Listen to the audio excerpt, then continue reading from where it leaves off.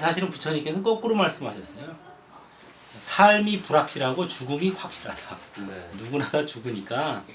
그래서 오히려 우리가 가지고 있는 그 사고 방식을 바꿀 때 그게 이제 올바른 웰빙의 지름길이 되고, 제가 사실은 출가를 하게 된 이유도 네. 이 웰다잉에 대한 관심이 가장 컸어요. 출가를 하시게 된 이유가? 동기 자체가 야, 이게 사람이 죽고 나서 이제 주변에 가까운 분들이 이제 돌아가셔가지고 어느 날 갑자기 그래서 이제 죽음이라는 게 정말 어떤 건지, 네. 죽고 나서 정말 뭐 어떻게 되는 건지, 이런 게 이제 상당히 그 현실적인 고민으로 다가왔죠. 그래가지고 선이나 불교의 저술 이런 걸 통해서 야, 이게 사후세계라는 게 이런 거구나 하고 이제 공부를 시작하게 됐기 때문에, 불교의 웰다잉은 불생불멸입니다. 사실은 웰다잉도 종류가 있는데, 네. 예를 들어서 뭐 편안하게 죽는다, 내지는 죽어서 뭐 천상에 태어난다, 네. 이런 것도 다 웰다잉이죠.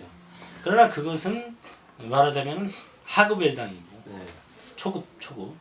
그다음에 이제 올라가면은 이 몸과 마음이나 이런 것은 다 생멸하지만, 그러나 이것을 관찰하는 관찰자는 생멸하지 않는 거예요. 그 관찰자는 누굽니까? 관찰자는 이제 누구다라고 얘기할 수는 없어요. 네. 다만 우리가 관찰자라고 이름을 붙였는데, 지금 우리가 대화하고 있는 것을 지금 내가 대화를 하고 있구나 하고 알아차릴 수 있잖아요. 그 알아차림이 관찰자죠. 네. 알아차리는 것이. 근데 알아차리는 것은 생멸하지 않는다는 거죠. 다시 말해서 변하지 않는다는 건가요? 그렇죠. 이 알아차린다는 것은 생멸하거나, 그러니까 왜 반야신경에 보면 불생불멸, 불구부정, 부정불감 이런 표현이 있어요. 이 알아차리는 존재는 어떤 생멸하는 그런 존재가 아니라는 거죠. 현상으로 나타날 수는 있지만은 어떤 그렇다고 본질적인 무슨 개체가 따로 있는 건 아니에요. 다만 무한한 가능성 그 자체죠. 그래서 거기에 이제 초점을 맞추게 되면, 예를 들어서 내가 내 몸뚱이가 죽을 때 내 몸뚱이가 워로 몸뚱이가 죽는구나 하고 관찰할 수 있다면 네. 이미 그 죽음에서 벗어나 있는 거죠. 몸뚱이가 화장될 때 워로 몸뚱이가 화장되고 있구나 하고 관찰할 수 있다면, 이미 내가 화장되는 게 아니라 워로의 몸뚱이가 화장되는 거고, 워로는 나의 닉네임일 뿐이지 실체가 있는 게 아니죠. 그러니까 그게 가장 훌륭한 웰다잉이다. 네. 그러니까 살아있을 때 항상 자기를 관찰할 수 있으면 죽을 때도 관찰할 수 있다는 거죠. 관찰자의 입장에서.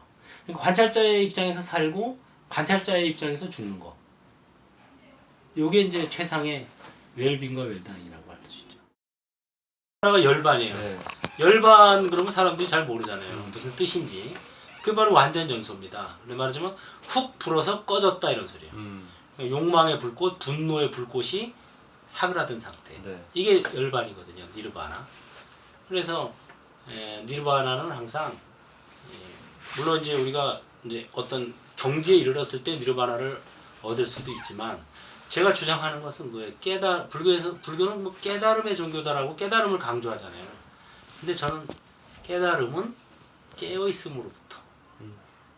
우리가 이 다음에 언젠가 깨닫기를 기다리지 말고 바로 지금 여기서 깨어 있는 연습을 자꾸 할 때 저절로 깨달으면, 그 시간이 늘어나면은 나중에 이제 깨달음인 거예요, 그게.